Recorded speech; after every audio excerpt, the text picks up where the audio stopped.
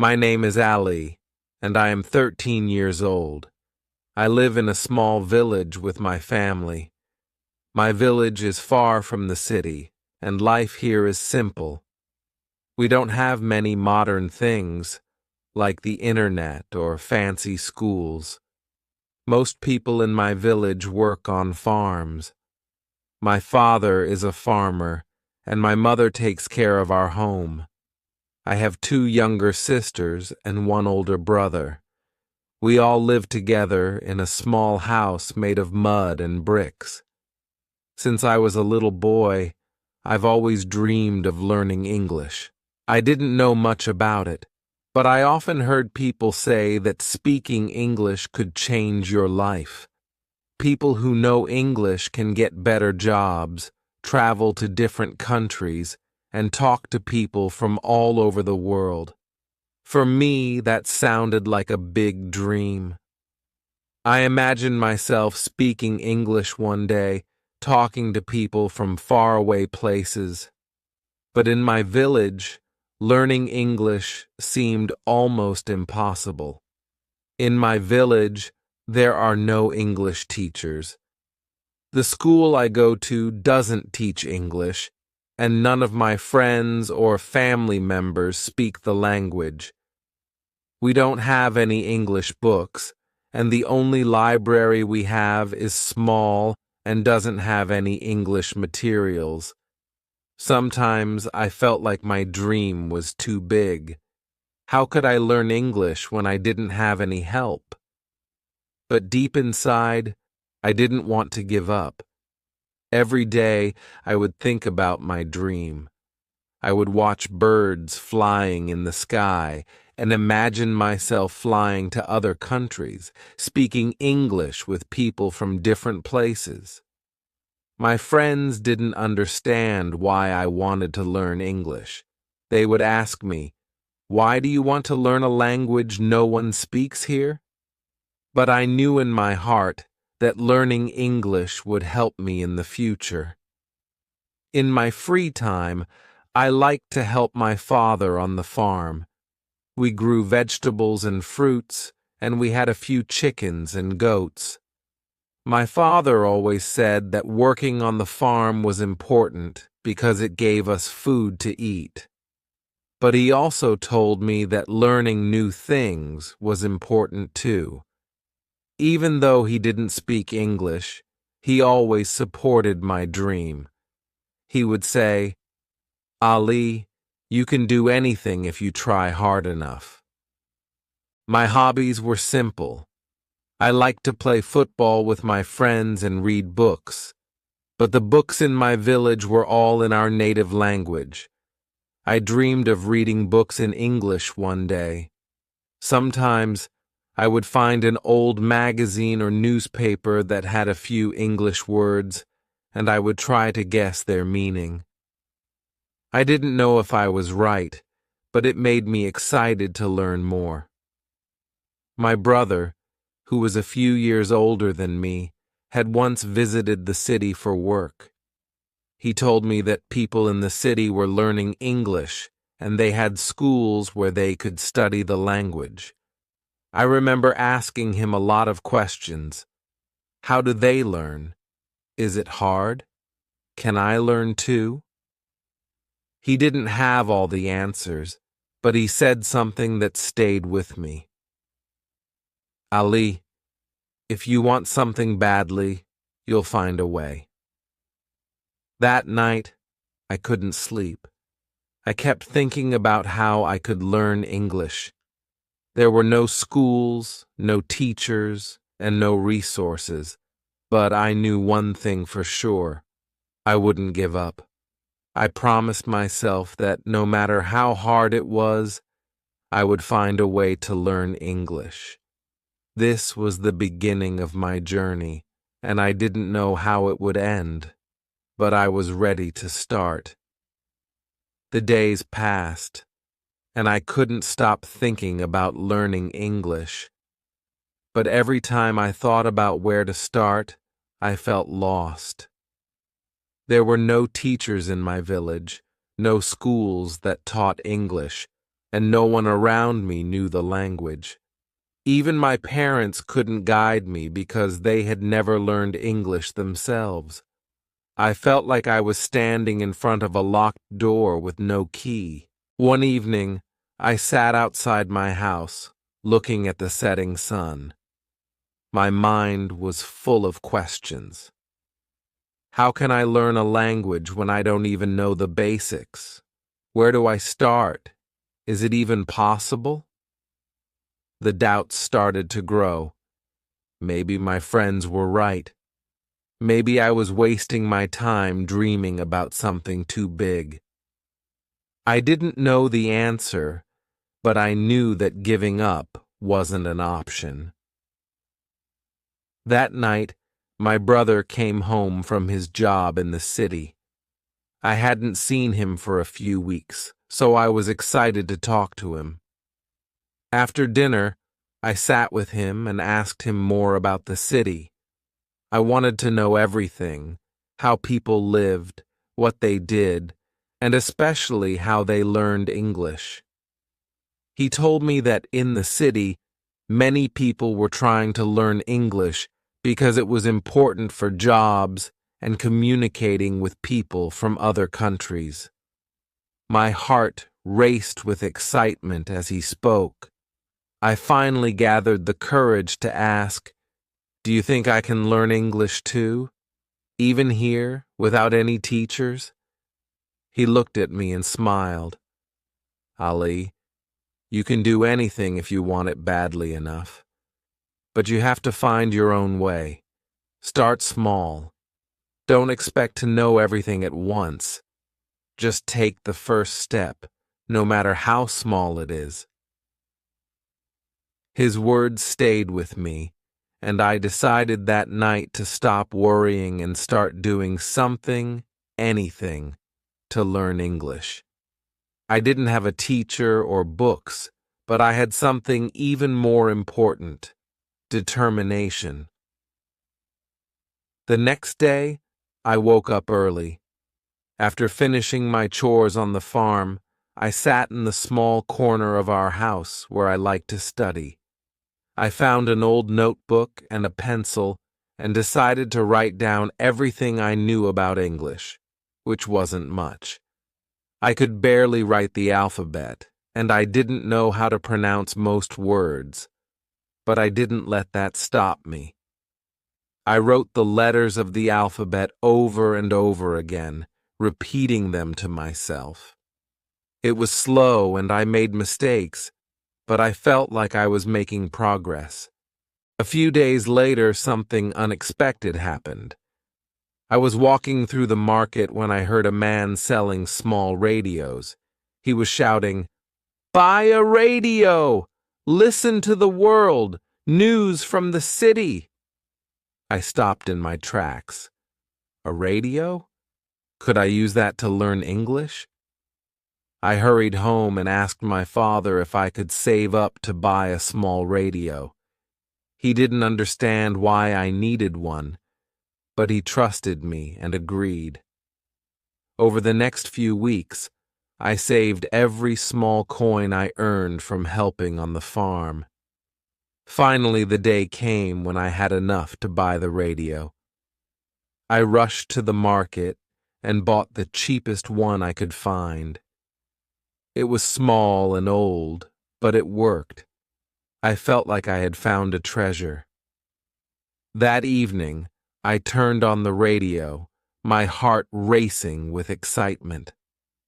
I slowly turned the dial, searching for a station that played in English.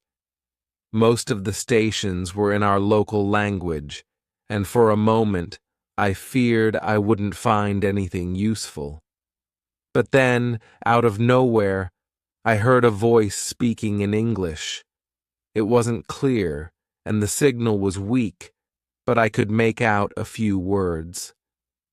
My heart leaped with joy.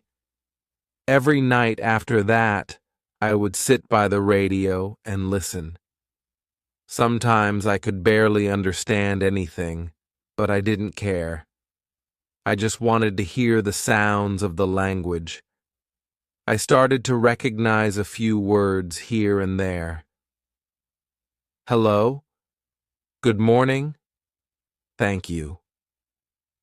They were small victories, but to me, they meant everything.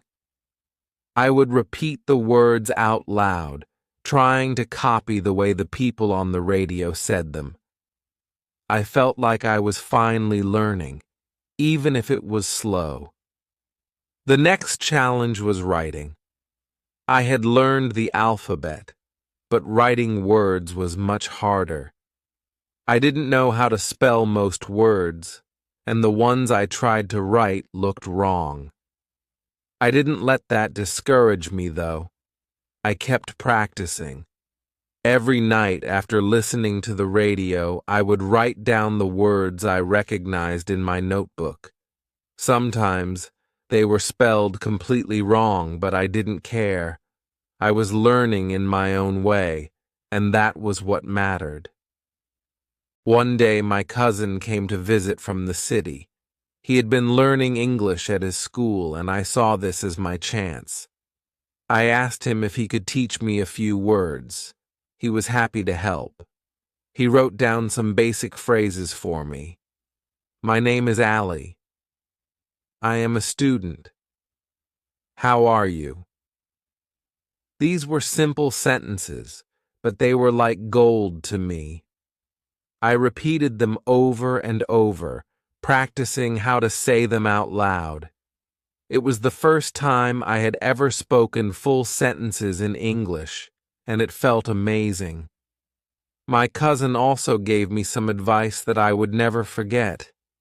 He said, Ali, learning a language takes time.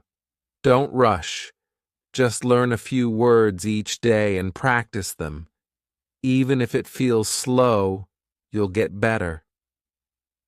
I took his advice to heart. From that day on, I made a promise to myself. Every day, I would learn at least one new word.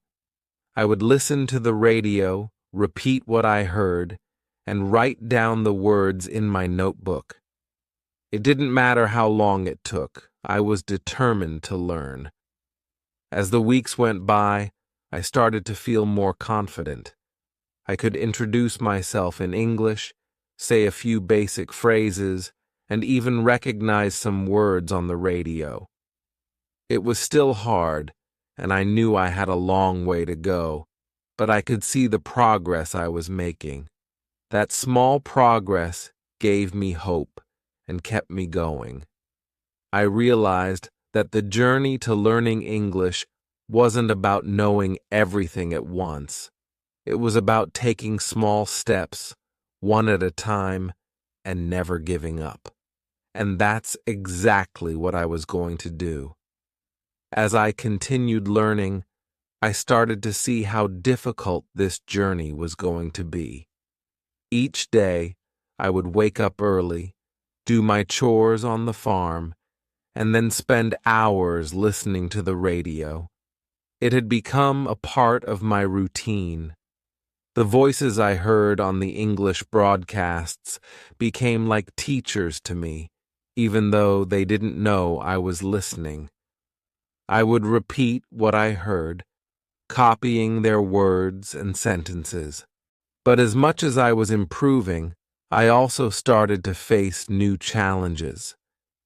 One afternoon, while I was listening to the radio, I realized something. I could understand a few words here and there, but I didn't know how to string them together into full sentences. It was like I was learning pieces of a puzzle, but I didn't know how they fit together. I had learned hello and how are you, but I didn't know how to say anything beyond that. I wanted to have a conversation, but I felt stuck. My cousin from the city visited again a few weeks later, and I told him about my problem. He listened carefully and then smiled. Ali, you're doing great. You've learned a lot in a short time, but now it's time to build on that. You need to learn how to put the words together. That's the next step. He gave me a simple exercise to help. Every day, try to make a new sentence. Even if it's short, just try. Write it down, say it out loud, and then practice it. At first it sounded easy, but when I sat down to make my first sentence, I realized how hard it was. I didn't know where to start. I picked up my pencil and stared at the blank page in front of me. The words I had learned danced around in my mind, but I couldn't get them to make sense together. Frustration started to creep in. Why is this so difficult? I thought. Why can't I just say something? But then I remembered what my cousin had said. I didn't have to be perfect. I just had to try. So I decided to start small. I wrote down the simplest sentence I could think of. I am Ali. I said it out loud, repeating it over and over until the words felt natural. Then I tried another sentence. This is my book. Slowly but surely, I built a small collection of sentences that I could say confidently. They were basic, but they were mine. After that, I started to carry my notebook with me everywhere. Whenever I thought of a new sentence, I would write it down. If I heard a phrase on the radio that I liked, I would try to copy it. Some days were harder than others, and there were times when I felt like I wasn't making any progress at all. But I had made a promise to myself, and I wasn't going to give up. One evening, as I was practicing, my father walked in. He watched me for a while without saying anything. I could tell he didn't really understand why I was spending so much time on this. After all, English wasn't something anyone in our village needed. We spoke our own language, and there were no tourists or foreigners who came to visit. But I had told him about my dream, and he respected that. "You've been working hard, Ali," he said finally. "Do you think this will help you in the future?" I looked up at him. "I hope so, Baba. I want to learn English because it will open doors for me. I don't know how yet, but I believe it will." He nodded, though I could see the doubt in his eyes. "If it's important to you, then keep going.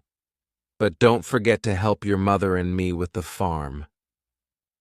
"I won't," I promised, and I meant it. I knew I had to balance my responsibilities at home with my dream. It wasn't easy, but I was determined to make it work. As the weeks turned into months, I continued practicing every day. I was getting better at understanding the radio broadcasts, and I could now write more complex sentences in my notebook. But I still didn't have anyone to speak with. Speaking English out loud was the hardest part. It was one thing to practice alone, but without someone to talk to, I didn't know if I was improving. One day, I decided to do something different. I took my notebook and went to the open field near our village. There, under the big tree where I used to play as a child, I sat down and began to read the sentences I had written. But this time, I read them out loud. There was no one around, so I wasn't embarrassed. I imagined that I was talking to someone, having a conversation. At first it felt strange. My voice sounded awkward, and I stumbled over some words. But I kept going. I pretended I was introducing myself to someone in English. "Hello, my name is Ali. I live in a village. I like learning English. As I spoke, I started to feel more confident. The words began to flow more smoothly, and I didn't feel as nervous. It was like I was slowly unlocking a part of my brain that had been asleep. For the first time, I felt like I was truly speaking English, not just repeating words. From that day on, I made it a habit to speak out loud every chance I got. Whether I was working in the fields or helping my mother at home, I would practice English in my head and then say it out loud when I was alone. I would describe what I was doing in English, even if it was something as simple as, "I am planting vegetables," or "I am feeding the animals." My little brother started to notice and asked me, "Why are you talking to yourself?" I smiled. "I'm not talking to myself. I'm practicing English." He looked at me like I was a little strange, but he didn't ask any more questions. I didn't mind. I knew that what I was doing was helping me, and that was all that mattered. As time went on, I could feel my English improving. I still had a long way to go, but the sentences were starting to come together more easily. I wasn't just learning words anymore, I was learning how to use them. And slowly, I began to realize something important. Learning English wasn't just about memorizing vocabulary or listening to the radio. It was about consistency. It was about showing up every day, even when it was hard, and making a little bit of progress. That was the real key to learning. Months had passed since I first started practicing English.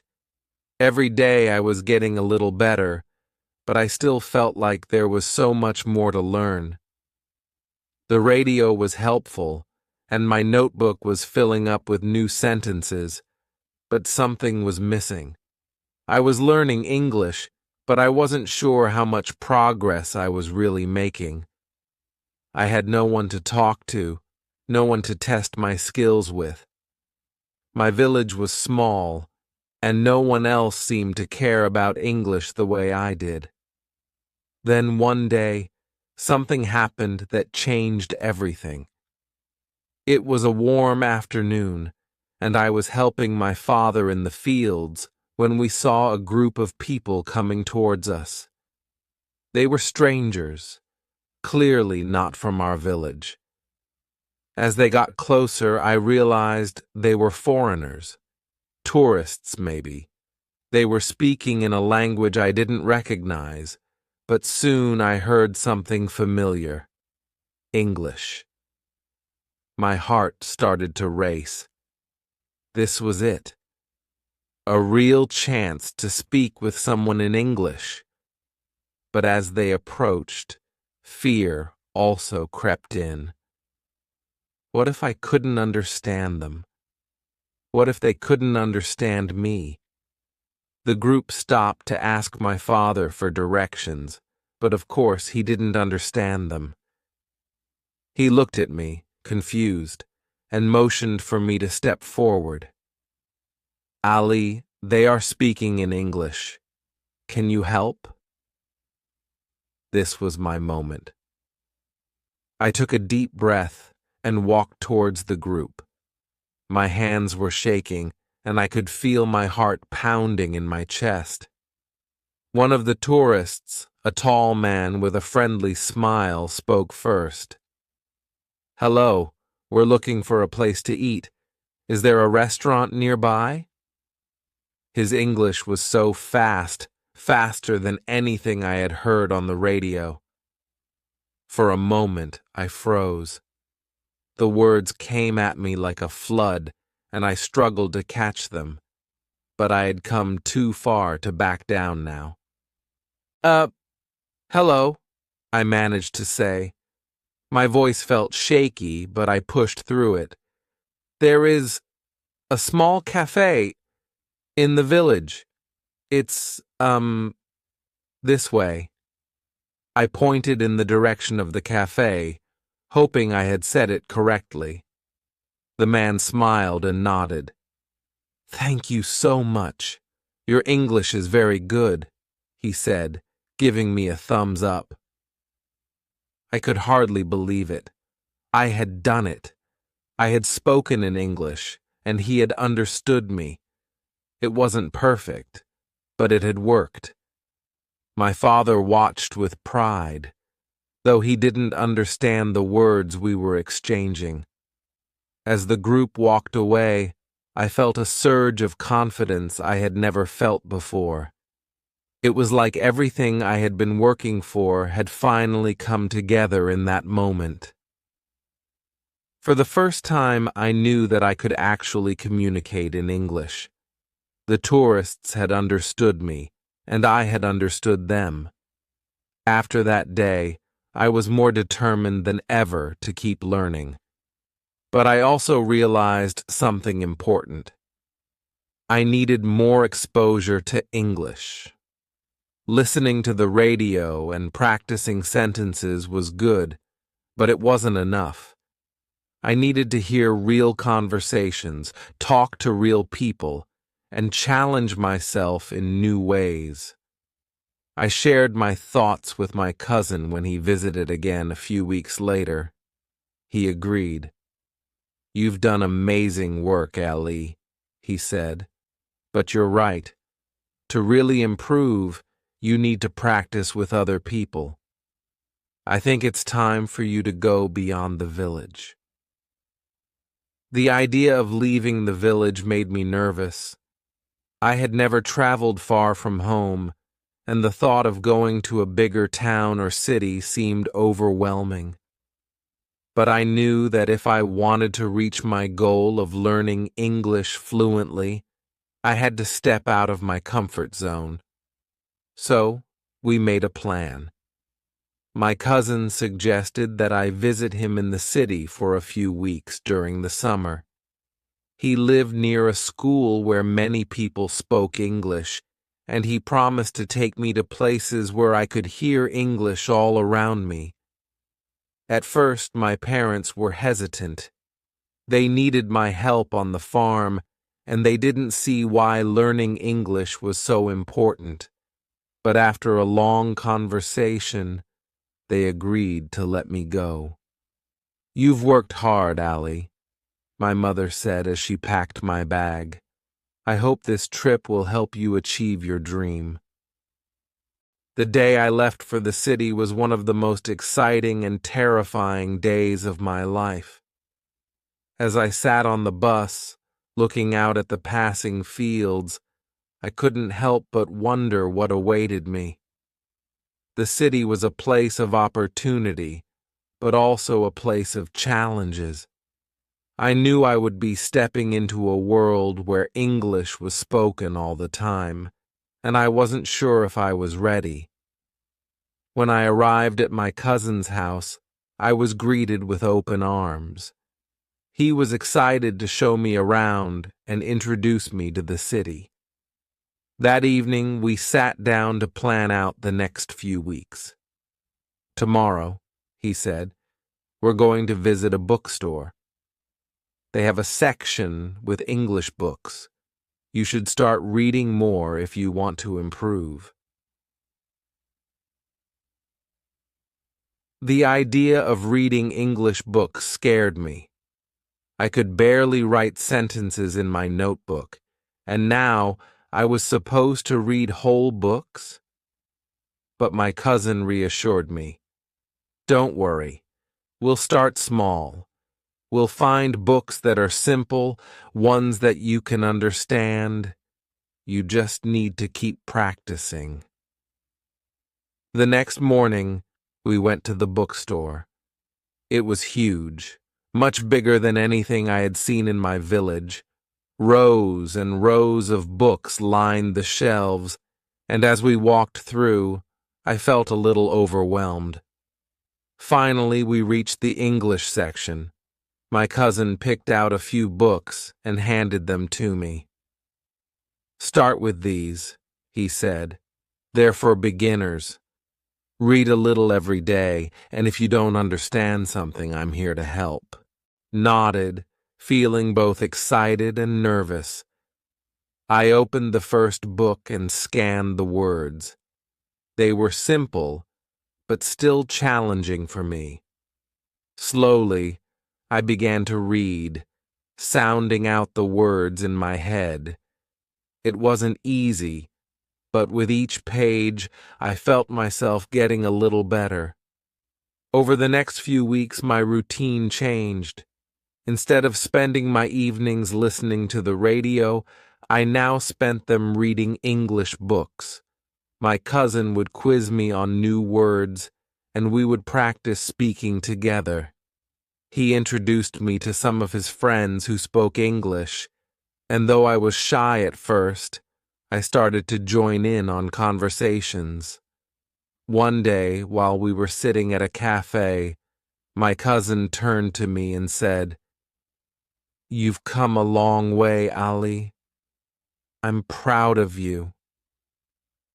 I smiled, but I knew I still had a lot to learn. The city had shown me how much more there was to English than just words and sentences. It was about culture, communication, and connecting with others. As my time in the city came to an end, I felt a mix of emotions. I was proud of how far I had come, but I also knew that this was just the beginning. There were still many challenges ahead, but I had learned one important lesson. No matter how difficult it gets, I have to keep going.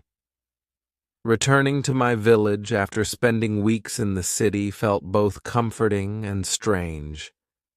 The familiar fields and quiet roads welcomed me home, but I couldn't shake the feeling that something had changed inside me. I had tasted the world beyond my village, where English wasn't just a dream, but a reality spoken every day by real people. Now, I had to figure out how to bring that world into my life here, where everything seemed so distant from English. As I settled back into my daily routine, I began to notice how much my English had improved. Simple words came more naturally, and I could piece together sentences faster than before. But I knew that without the environment of the city, my progress might slow down. I had to keep pushing myself, but how? One evening, while I was sitting in my room reading one of the books my cousin had given me, I heard a knock at the door. It was my uncle. He was a serious man, someone who always seemed to be focused on work.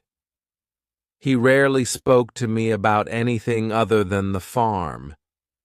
So I was surprised when he asked, "Ali, may I sit with you?"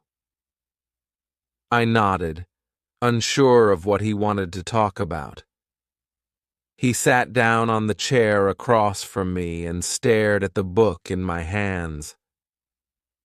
"I've heard from your father that you're learning English," he said slowly. "He says you're quite serious about it." I hesitated, not sure where this conversation was going.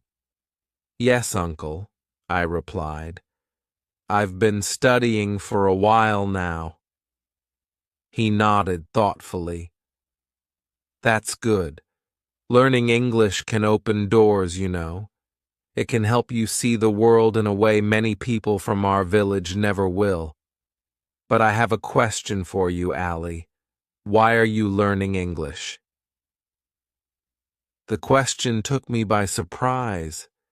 No one had ever asked me that before, not even my parents. Why was I learning English? I had always said it was my dream, but I had never stopped to think deeply about why it mattered so much to me. I want to improve my life, I said slowly, searching for the right words. I want to be able to communicate with people outside the village, and maybe one day I'll be able to travel or get a good job. English seems like the way to do that. My uncle smiled for the first time in a long while. That's a good reason. But remember, Ali, the journey will not be easy. People will doubt you, and there will be times when you'll doubt yourself. But if you stay determined, you will succeed. The most important thing is to never give up. His words stayed with me long after he left. I hadn't thought about my English learning as something so deep and personal before, but now it felt like it was tied to something bigger than just school or hobbies. It was about building a future, not just for me, but for my family and my village. Maybe, just maybe, I could be the first person from our village to truly master English. That thought gave me strength. The next few months were tough. Without the constant exposure to English that I had in the city, it was harder to stay motivated. But I kept going. Every day I listened to my radio programs, practiced my reading, and tried to speak to myself in English whenever I could. My mother would sometimes catch me talking to myself and laugh, but she understood how serious I was about it. Then came a real test. One day, my cousin called with unexpected news. "Ali, there's an opportunity for you," he said. "There's an event happening in the city, an English language competition for students. They're inviting young learners from all over the region. It's a chance to meet other people who are learning English, and you can compete in speaking and writing challenges. I think you should join." My stomach tightened at the thought of competing. I had never spoken in front of a large group of people, let alone in English. What if I failed? What if I couldn't speak, and everyone laughed at me? The fear of embarrassment loomed over me, but then I remembered what my uncle had said. This was a challenge, and challenges were part of the journey. If I didn't take this opportunity, I might never know how far I had come. "I'll do it," I said, my voice shaky but determined. "I'll enter the competition." The weeks leading up to the event were intense. I practiced day and night, speaking to myself, recording my voice, and reading aloud from my books. My cousin gave me tips on how to stay calm under pressure, and I even practiced in front of my family, though they didn't understand much of what I was saying. Finally, the day of the competition arrived. I traveled to the city with my cousin, who assured me that no matter what happened, this experience would be valuable. The competition was held in a large hall filled with students from different villages and towns. The atmosphere buzzed with nervous energy. I felt out of place among all the confident students who seemed so sure of themselves. When my turn came, I stood up in front of the judges and the audience. My hands were shaking, and my heart was pounding so hard I could barely hear myself think. I took a deep breath, remembering all the practice I had done, and began to speak. At first, the words came out slowly, as if they were stuck inside me. But as I continued, I found my rhythm. I talked about my journey, about how I had learned English in a village where there were no teachers or resources. I spoke about my dream of becoming fluent and helping others learn English too. To my surprise, the audience listened intently. They weren't laughing or staring at me with judgment. They were interested in my story. By the time I finished, I felt a wave of relief wash over me. I had done it. I had spoken in English in front of a crowd, and they had understood me. I didn't win the competition that day, but it didn't matter. What mattered was that I had faced one of my biggest fears and come out stronger. The experience showed me that I was capable of more than I had ever imagined. As I traveled back to the village, I felt a sense of pride and accomplishment. I wasn't just learning English for myself anymore. I was learning it for the future I wanted to build. The road ahead was still long, but now I knew I had the strength to walk it, no matter how hard it got. After the competition, something shifted inside me. Though I hadn't won, I felt like I had crossed an invisible line. For the first time, I believed that my dream wasn't just a distant hope. It was something I could achieve. The world no longer felt so big and unreachable. English wasn't just a language other people spoke. It was a language that I could learn, that I was learning. And with each new word, each new sentence, I felt a little more connected to that bigger world. Back in the village, life carried on as usual. The fields needed tending, the animals needed care, and the same familiar routines filled my days. But inside, I was changing. Every morning before going out to help my father, I spent an extra hour practicing my English. I would read from my books, repeat phrases I had heard on the radio, and try to write short sentences in my notebook. One morning, while I was scribbling down new vocabulary words, my father came into the room. He stood by the door, watching me silently. I could feel his presence, but I kept writing, nervous about what he might say. "Ali," he said after a while, "you've been spending a lot of time with your English studies. It's good to see you working hard, but I need your help more around the farm." I looked up, unsure of how to respond. My father had always been supportive of my studies, but the farm was our livelihood, and I knew it was hard for him to manage everything on his own. "I know, Baba," I said quietly. "I'll help as much as I can. But learning English is important to me. It's my dream." My father nodded slowly, his expression softening. "I understand, son. Just don't forget that we're a family, and we all need to work together. If this is your dream, then I believe you'll find a way to balance both." His words were encouraging, but they also made me realize how much more I had to balance now.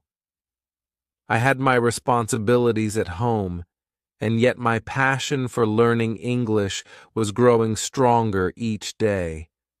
I knew that if I wanted to achieve my dream, I had to find new ways to keep pushing forward, even when life pulled me in different directions. One afternoon, after a long day in the fields, I sat under a tree, staring at the sky. My mind wandered to the competition in the city and how it had opened my eyes to new possibilities. The idea of going beyond the village, maybe even studying in a place where English was the primary language, began to take root in my mind. But how could I get there? How could a boy from a small village make such a leap? That evening, I overheard a conversation between my uncle and my father. They were discussing a young man from a nearby town who had received a scholarship to study in an English-speaking country. Apparently, he had learned English on his own, much like I was trying to do, and his dedication had earned him the chance to study abroad. A spark of hope lit up inside me. If he could do it, why couldn't I? I approached my father and uncle as they were talking. "Baba, do you think I could apply for a scholarship like that one day?" My uncle smiled and gave me a pat on the back. "Why not, Ali? You're hard-working, and you've already made a lot of progress.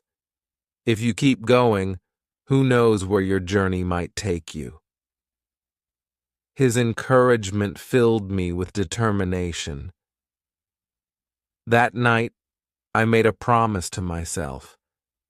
I would find a way to take my English studies to the next level. I didn't know how yet, but I was sure that with enough effort, an opportunity would come. The next few weeks were a whirlwind of study and hard work. I continued to help on the farm during the day, but every spare moment I had was dedicated to English. I wrote essays, practiced listening with my radio, and even started learning how to write formal letters, something I had never done before. I wanted to be ready for any opportunity that might come my way. One day, while walking through the village, I noticed a flyer posted on a wall. It was from a local organization offering scholarships for students who showed promise in their studies. The scholarship wasn't for a foreign country, but it offered free tutoring in the city and access to English learning materials. I couldn't believe my luck. This was exactly the opportunity I had been hoping for. I rushed home to tell my family. My mother's eyes lit up when she saw the excitement on my face. "This could be your chance, Ali," she said. "You should apply." Without wasting any time, I gathered all the necessary documents and filled out the application. My father and uncle helped me put together a letter explaining why I deserved the scholarship and how dedicated I was to my studies. It was the first time I had ever written something so formal in English, and I was proud of the final result.